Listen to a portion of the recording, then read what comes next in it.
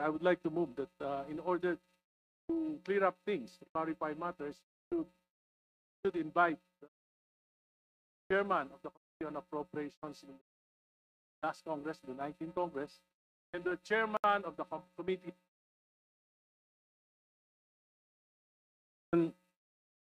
Congressman Saldico and former Senator Crespo. So moved, Mr. Speaker. Second. Mr. Chairman, August 4 ako nagsabi, 2025 budget is the most corrupt budget. Hanggang ngayon, wala akong narinig na denial man lang sa previous chairman o sa previous members ng committee.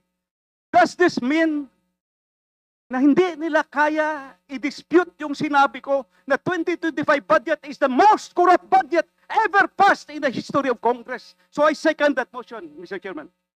Mr. Chairman, I am objecting on the motion. I am objecting on the motion. Mr. Chair, here is the USB. Sinasabi, paano nagkaroon ng insert. Under the name of Congressman Saldico, ang insertion sa BICAM as proponent siya is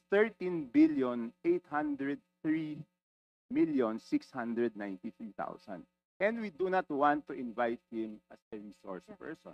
Mr. Chair, sorry. Comsec, can you show this? Para lang Yeah. sabihin, hindi ako Mr. Chair, with nag-invento. due courtesy. Wait, I have the floor. Yeah, i-correct I have ko the lang. floor. Yeah, but I have Mr. the floor. No, Mr. I Chair, have the floor. just to, on the I have the record, floor. on the record, Mr. I Chair, have the floor. we did not refuse I to have invite. the floor. Mr. Chair, motion to suspend.